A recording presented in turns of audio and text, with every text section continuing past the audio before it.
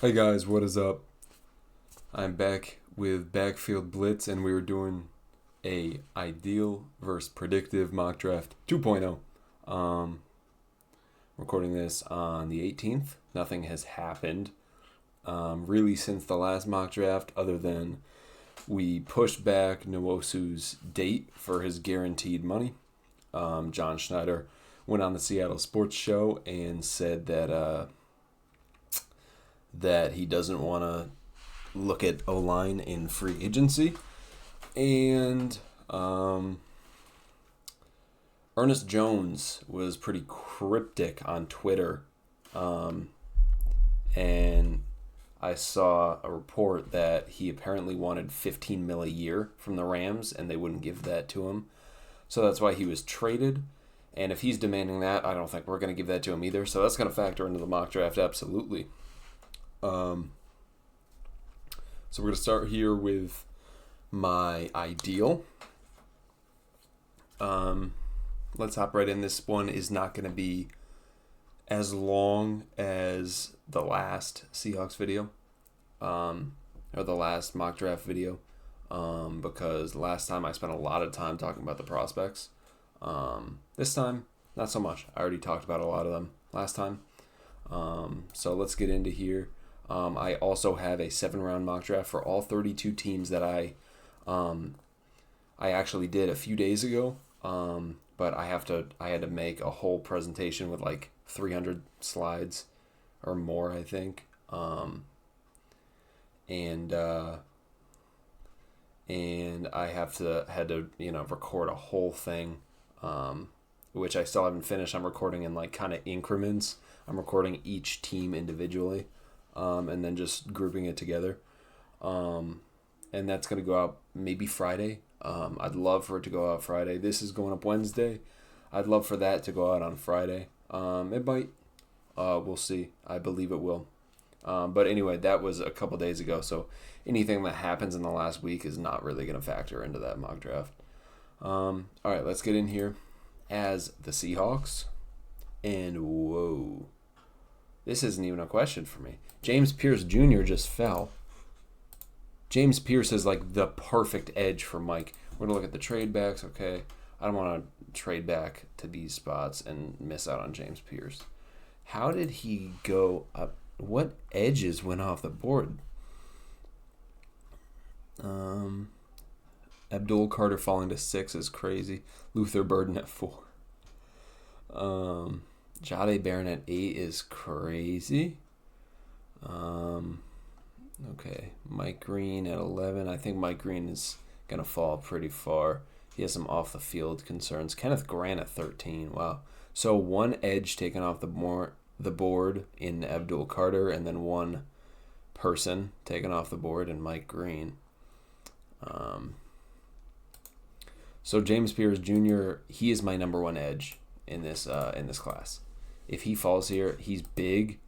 He is lean, which could be a bit of an issue when it comes to run defense, but I don't know. I mean, if we have Nwosu and Boye and James Pierce Jr. as our third edge, I'm very happy with that. This is a no-brainer for me if James Pierce falls here, and this is my ideal. I'm absolutely going to do that. Oh, what are you doing to me? Oh, what are you doing to me? Tyler Booker is not going to fall this far. But Tyleik Williams could. And he is a nose tackle. He can play nose tackle. So if he falls here, he's a good size. PFF does some weird thing where they don't put him in A gap, even though he is a nose tackle, because they have some weird way that they look at like the formation, and so they call it B gap or over tackle. He's A gap. He's a nose tackle, absolutely, and he could be a nose tackle in our defense. I mean, my number one edge, and then like a first round talent nose tackle is so intriguing here. We're gonna look at the other prospects on the board. Jaden Higgins, I love him a lot. Donovan Jackson would be a really good left guard for us. I really like Ozzie Trapilo, but we don't need a right tackle right now, I don't think. Wyatt Milam has fallen a lot on boards. I think just because like other prospects are being boosted up heavily. Wyatt Milam is fun, man. I don't feel great about the tackle to guard converts unless it's Gray Zabel. Wyatt Milam would be, I think, best at center. I think he could be like the Graham Barton. Savaya Nia would be really good at guard. He probably goes around this 50 range. But Tyleek Williams here on the board, I don't even have to think about this. This is an easy pickup for me. And we fully revamped our D-line just in these 2 picks here. Now, at 82, we really should address the offensive line. And Anthony Belton likely won't be here. But if he is here, this would be a fantastic pick. Anthony Belton is so versatile. He could play. I think he could play both tackle spots and both guard spots. He showed that he could play right tackle. And so if Abe goes down, he could take that right tackle spot. I think we would start him at left guard. And yeah, if Abe were to go down, he'd take that right tackle spot, and then maybe we get another rookie in day 3 to be that backup left guard, or have Christian Haynes fill in that role. But Anthony Belton, I like him a lot. Charles Grant is also fun. I like him sliding into left guard. I think he could do it. But Anthony Belton is just so much better. Maxwell Harrison, I like him a lot. And he probably goes in the second. If he is here at 82, he will be hard to pass on unless Anthony Belton is here. Harold Fannin likely won't fall this far either. He's, I think, the best receiving tight end in the class, and he's a good blocker. I have questions about his blocking with his size, because he is a bit of a tweener. So I do have questions about his blocking and his size. But I think he could, in Kubiak's offense, he absolutely could come in and be a really good tight end for us. And I think he could take some fullback role. So I am going to go with Anthony Belton here. I think this is a absolute steal. I mean, we've gotten 3 absolute steals here. Oladejo on the board here is so intriguing, but we can't take 2 edges. No, absolutely not. So looking down the board, Pat Bryant I do like. Let's look at cornerbacks. I think cornerback, Quincy Riley. Jalen Smith is still on the board. I really like Jalen Smith. He probably goes day 2. I think he goes in the 3rd. I really like this kid. And I think we could trade Reek. I think that could be a likely scenario. And Jalen Smith coming in kind of as that cornerback 3, I think could work. We have Spoon in the nickel, and then we re-signed Job on, say, a 2-year, $8 million deal, something like that. And then Jalen Smith as our 3rd guy. I would love that. I like Quincy Riley. I think he is a bit. I think he's a bit lacking for McDonald's scheme. He just has some tackling concerns. And I think Jalen, his zone coverage is much better than Quincy Riley. And Denzel Burke I do like, but like some issues in coverage with him. Mike likes kind of that zone scheme, so his man coverage issues wouldn't be as big of a deal. But it is tough because Mike's scheme is, zone based. And we have 2 cornerbacks that are really, really good at man. We have Reek and Spoon, who are exceptional in man coverage. Mike's scheme is much better for them than Pete's was, though. Pete was like full soft zone, drop back, do your thing. Mike is a lot better. He ran a lot more man than Pete did, which is great. But I would still, if we're targeting a corner in the draft, I would like to go with a zone specialist rather than someone that prioritizes their man coverage. And Jalen Smith, I think, is that zone guy that we could get. And I think he could be that cornerback 3 if we do end up moving on from Reek. And even if not, if we don't re-sign Job, he could be that guy. If we do re-sign Job and we have Woolen, he could be cornerback 4, and then Woolen's gone in a year, and then in comes Jalen Smith. Because I don't think Nehemiah Pritchett is really anything of note for us. Now, on the board at 172, if Kyle McCord is here, that's unbelievable value. Cody Lindenberg is really good value, too. I want to see is Cody Simon on here? He's not. I think I made a video like halfway through the or like early in the season saying that Danny Stutzman was my linebacker 1 in this class. I'm sorry for that. Emory Jones Jr. probably goes in the 3rd. Jack Nelson probably goes in the 3rd. Braden Swinson probably goes higher. I am going to look at tight end. And Luke Lachey. Luke Lachey, I think he's similar to Barner in a way. I think he's a better receiver than Barner, for sure. And like I think he would come in here, be tight end 3. He's not going to be anyone that, wows you. Although I said that about Barner. I didn't like the Barner pick. I didn't think he was going to be much other than a blocker, and he came in here and was unbelievable. So I could be completely wrong on this. But Luke Lachey, I think he could be a decent receiving tight end. I think Kubiak would definitely help him with his blocking. You look at Jalen Conyers, he's a top 3 blocking tight end in this class. He's a bit smaller than I like in terms of height. But that's all right. If you're going to use him mainly for blocking as a tight end 3, then the height doesn't matter necessarily. You might actually want to be a little bit shorter so you can get that leverage. And he is a decent receiver. I do like Jalen a lot more than Luke Lachey. It's just fun to talk about different prospects. Aronde Gadsden, a bit of a tweener. He's an oversized wide receiver at 236. He's a good receiver. Again, same with Harold Fannin. I have questions about his blocking. He is a good blocker at his size, or for his size, he's a good blocker. But I mean, you have to take into account like his size at the NFL level. Is that going to really work? I'm going to take Jalen Conyers here. Probably.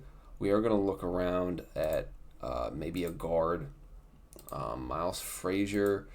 He's good. I don't want to take a left guard or a right guard. Timothy McKay is fine. Another right guard. Jackson Slater, have not heard anything about him. Looks like PFF just added him. Actually, I did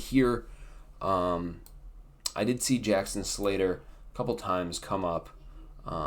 Clay Webb on the board. You know what? I think this is my pick.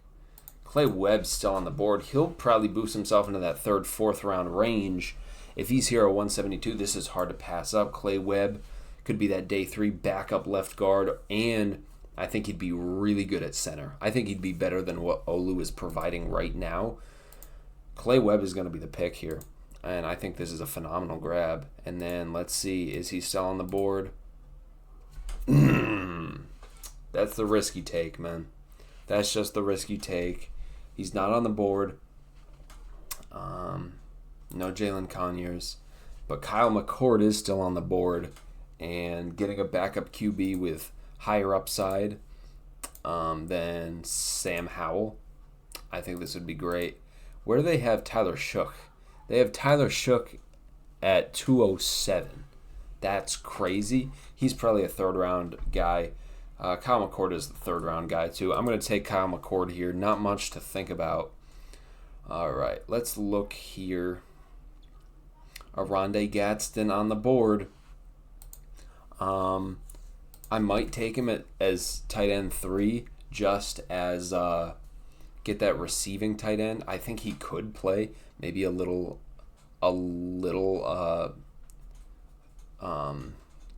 fullback with, I don't think he would be a great blocking fullback. I do think he could take some handoffs. I do think he would be a good gadget guy for Kubiak. And I think he has some good receiving upside as a tight end 3, and then pair him up with Kyle McCord. That's fun. I'm going to take him there. And now last pick 235. We've done no trades. I'm fine with that. Although they want to trade something. What would you give me, a 7th? No, not even. So why would I do this?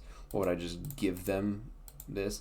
I can't even give them this for a 7th. So like why what do you want to trade then? Okay. So here, wide receiver is an option. We didn't go with wide receiver. They have Ja'Cory Brooks so low.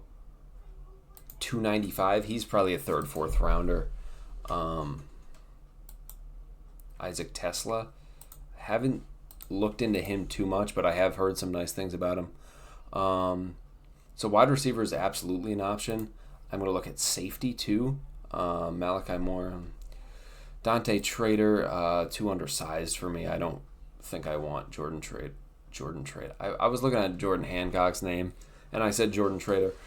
I don't want Dante Trader. I don't really want any of these guys that are on the board. I do like Dericky Wright, probably best out of these guys. Linebacker,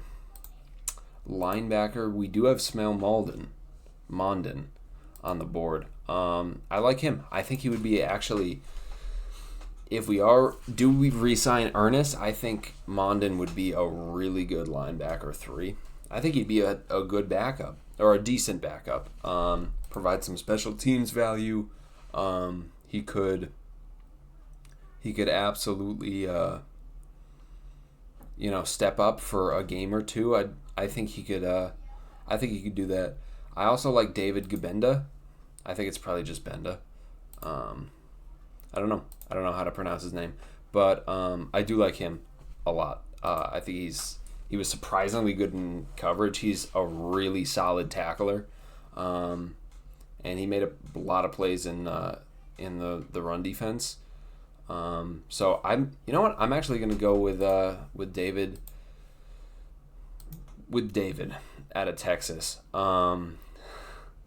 I gotta look up how to say his name. I do, but I like him, and I think he's fast too.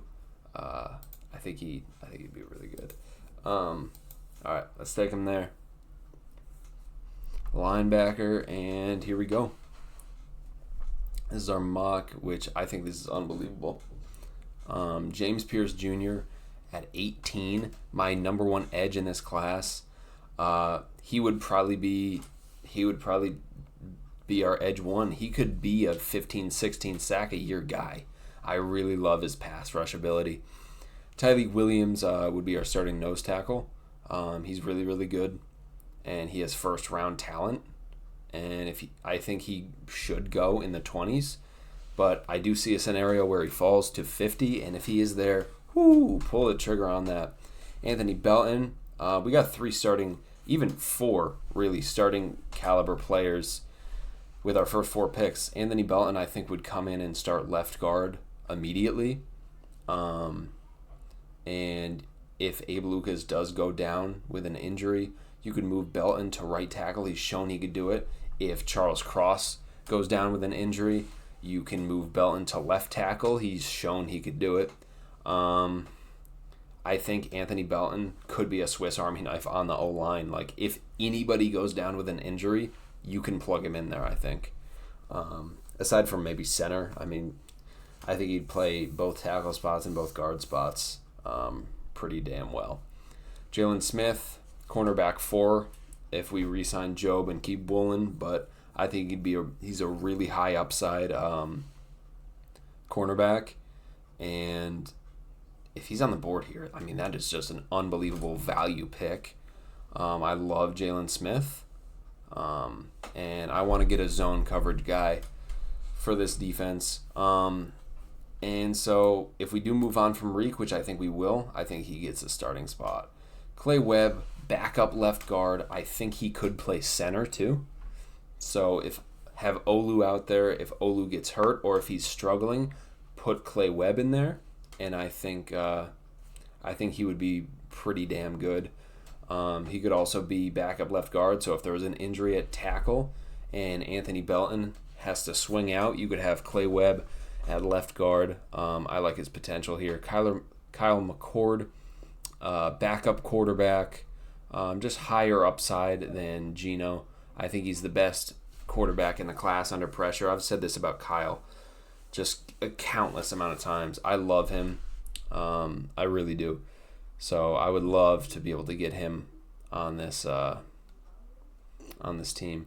Rondé Gadsden, tight end 3 with lots of receiving upside. He is a good blocker for his size. If he could just probably take a Jake Bobo role, honestly, because I don't think Bobo will be here next year. And then David out of Texas, the linebacker. Yeah, I like him. I think he's good in coverage. He's a solid tackler, and he made a lot of good plays against the run. If he's able to come in here as a linebacker 3 and back up Tyrese Knight and Ernest Jones, I think we'd be looking pretty damn good. So now, let me download this image. I'm going to go over here. This will be my predictive. So this is what I think John will do, what I think Mike will do, what I think Clint Kubiak will do. Okay. I'm very glad that PFF moved Kenneth Grant up their board. That is nice. At pick 18, I will look at trade options. The Packers are an option. We won't trade with our division rival. I don't think we trade out of the first round, so Packers are probably the only option. Mykel Williams, he has the tools. He's a good size. Shamar Stewart, actually. If Shamar Stewart is on the board here, I don't know if we pass on him. He's 6'6". He's the perfect size for Mike's system. Everybody looks at his numbers, 2 sacks. Yeah, but look at the 33 hurries. Everybody cares about the sacks. That's not how you grade players necessarily. Don't be a sack watcher. Look at the Super Bowl with the Chiefs Eagles. So many players on that Eagles defensive line were generating pressure. Who was it that generated pressure on Mahomes? Was it Milton Williams maybe? I don't know. But one of those guys on the D-line pressured Mahomes, forced him to roll out, and then he ended up getting sacked, lost the ball, and Eagles recovered. Pressures change the game. Sacks are drive killers, yes. But pressures change the game. They force errant throws. They force the quarterback to go off script. They force the quarterback to roll out of the pocket, try to move around, maybe make a mistake. Pressures are more important than sacks when you look at pure numbers. His pass rush win rate being a 12.4%. I like that. And he's really good against the run. I think Shamar Stewart, with his size, if he's on the board, I don't think we pass on him. I'm going to draft him here.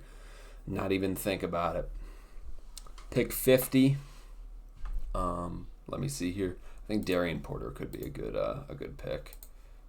His zone coverage, I think he's one of the best zone coverage corners in this class. So I think he would actually be really hard for Mike to pass up on. Jaden Higgins is fun. Jaden Higgins was at the Senior Bowl with our assistant wide receivers coach. I'm trying to think of his name. I know his last name is Prince. I think it was Tyson Prince, maybe. But Jaden Higgins could be interesting. But we don't use a lot of 3 wide receiver, or Kubiak doesn't. So I don't know if that's someone he'd be looking at. Kevin Winston is someone I've really started to think about for this defense. He's got a great size. Kobe only has 1 year left on his deal. So Kevin Winston, I think he'd be a good replacement for Kobe. And now these numbers look bad. He played 2 games. He played 74 defensive snaps in 2024, and these are his 2024 grades here. Look at 2023. Look at these numbers. He played 2 games. He had an injury and was out for the rest of the season. It's the 2023 numbers you want to look at. If he returns to his form and plays like this, that is what you want, is the 2023, 2022 numbers. He's really, really good. I love him. This could be a very intriguing pick here.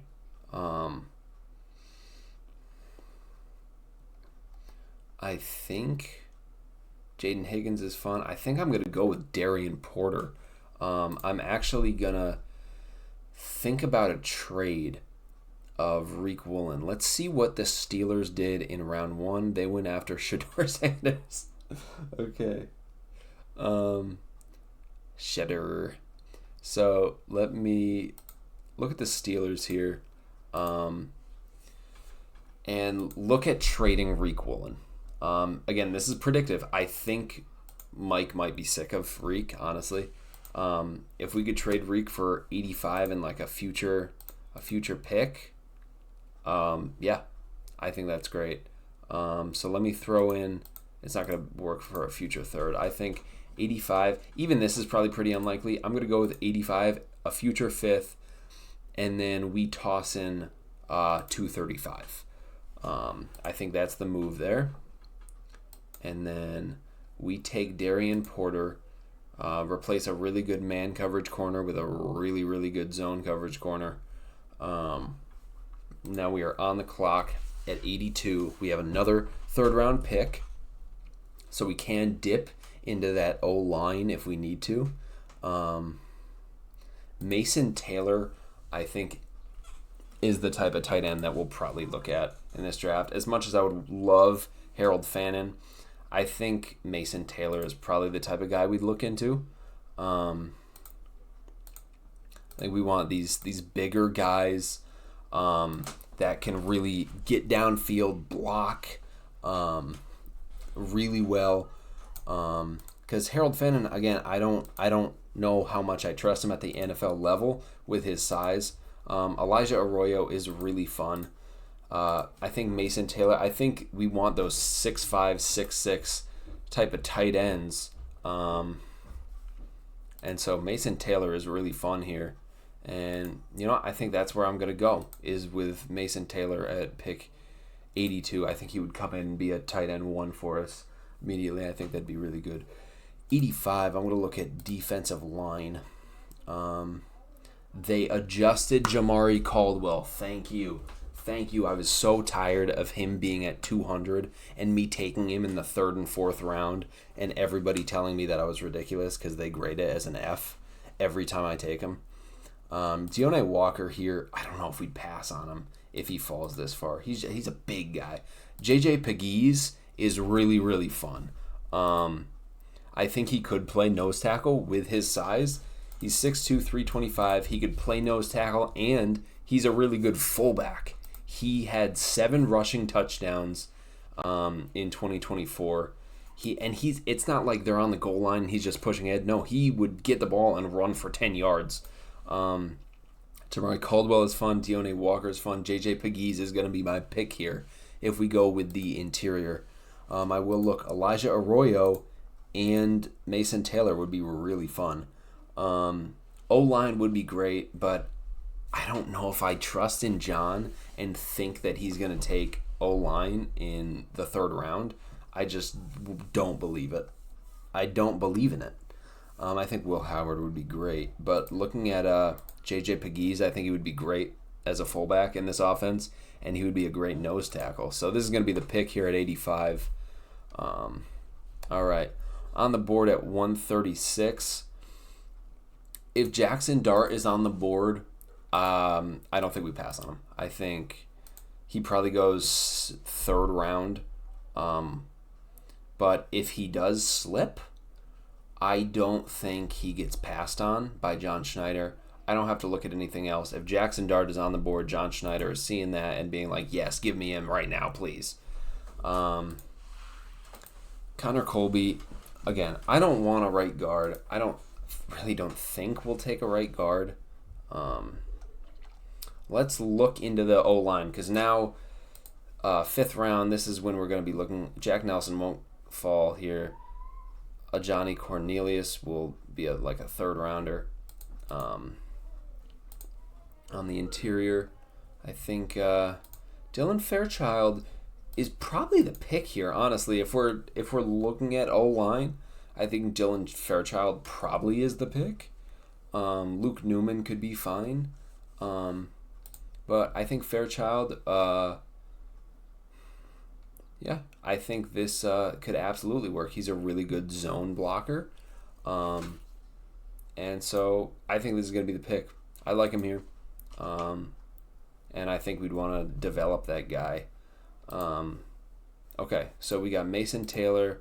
Looking at another tight end is intriguing. I don't know if we will do it. Let's see. You know what? Oh, there go my dogs. It's okay. It's the end of the video. I'm not gonna worry about editing it out. Jay Higgins is probably a 3rd rounder or a 4th rounder. How about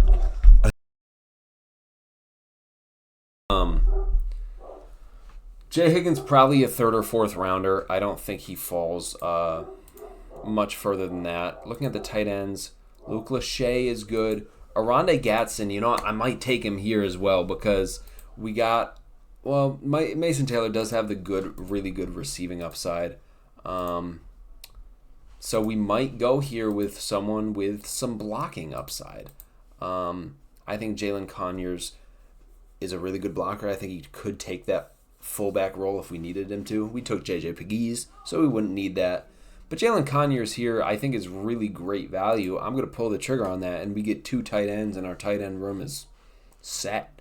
So now I'm going to look probably at tackle. Logan Brown is fine. I think he could move inside if we needed him to. I do really like Holland Pierce to be a Stone Forsythe replacement. I am going to go back to him. I like him a lot. And looking on the interior, Clay Webb is here. Of course, I like him. I don't think we're going to take 2, though. Linebacker is intriguing. It is. Let's check out the safety room. Hunter Wohler, I think, is going to be my pick. He's 6'2", 218. I don't think those are his actual measurements. But I've said it repeatedly, he is my favorite special teamer in this class. I really, really like him as a depth safety. And Jarek Reed, he went down with that injury. He came back, wasn't the same. Hunter Wohler would bring that 2023 Jarek Reed energy to this team, and be a solid depth piece. I do like, PFF doesn't have him. Malik Dixon-Williams out of UConn, the safety. He's one of my favorite day 3 safety options. PFF doesn't have him here, but I will give him a little bit of a shout out. I'm going to take Hunter Wohler. He's got great size, and I really like him. All right, that is going to do it. Let's talk about this. Shamar Stewart at 18. I think that's really good value. People look at his production. Don't look at that. Look at his pass rush win rate. Look at his pressures. He's really good, and he's 6'6", about 260. Really great size for Mike. I think I'll love him. Darian Porter, great size. Maybe the best zone coverage corner in this class, honestly. I really, really like Darian Porter. And if he's there at 50 and we trade Reek, I think that's a move we won't hesitate to make. Mason Taylor at 82, lots of receiving upside for him, and he is a pretty steady blocker. I think he would come in and be tight end 1 for us, and because Noah Fant's likely going to be cut. So I like this pick here. Some people, I will point out, a lot of people, if I post my mocks in Discord or something, a lot of people just look at the grades. they just see F and they're like, oh, bad mock. They see D minus, oh, it's a bad mock. C, it's a bad mock. Only take A's or B's. No, PFF grades it based on their board. If you don't take the top player on their board, then they're not going to give you an A. So JJ Pegues would play nose tackle for us, starting nose tackle, and he could play fullback. He did it really well in college, and I would love him to be here. Didn't talk about this. Reek Woolen trade. Reek has just kind of been lazy. If this is how he plays when he hasn't gotten paid yet, I don't want to pay him and see how that goes. So trade Reek before you have to pay him while he still has a year left. He still has value because you could bank on. I don't think we'd pay him no matter what. Either you trade him here or just let him walk next year. And do you really think he's going to have a season where he's going to go and perform and get you a 4th round comp pick with the deal he signs? I don't think so. I'd rather trade him now for a 3rd or a 4th than hope he balls out, hope he doesn't get injured, hope he gets a really great contract, and then hope it's enough to get a 2027 or it would be a 2028 4th round compensatory pick. Really? I mean, do we or would it be it would be 2027. Do we really care that much about getting a 2027 comp pick? No, I'd rather trade him now for a late day 3 or late day 2 or an early day 4, Jesus Christ, day 3 pick. So we traded Reek, and then Jackson Dart. If he's at 136, we cannot pass on him. John will refuse. I would pass on him.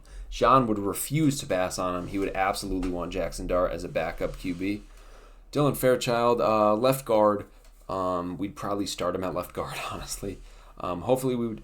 Honestly, I think in this scenario we would sign a cheap left guard in free agency and then get Dylan Fairchild as the backup.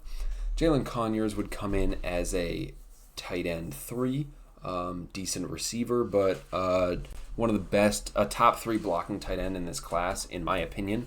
So at 184, that's great value and something that I think Kubiak would really love in his offense. Hunter Wohler, my favorite special teamer in this class. I really like him. I love his size. I think Mike will as well. So I'll show this draft. This is my predictive, what I think John, Mike, and Kubiak will do. And then this is my ideal, what I would love to happen. Alright, guys. Hope you guys enjoy this video. I will see you hopefully Friday for the 7-round 32-team mock draft. And I will see you next week for the Seahawks 7-round mock draft 3.0. Hope you guys enjoyed. I will say my big board, haven't updated it since the last video, but if you want to check it out, go check it out. And I will also link my buddy Alf. He just he has a YouTube channel and he just posted his first mock draft. His mic is shit, but just turn up your volume. He's got some really good insight. He knows a lot about the players, has a lot of insight on the Seahawks and our needs, and he's a buddy of mine. So I would love if you go over to his channel, check him out, throw him a like, throw him a sub, anything. He's part of the Backfield Blitz community. So give him a watch. I will link him in the description. So hope you guys enjoyed. I'll see y'all next time. Later.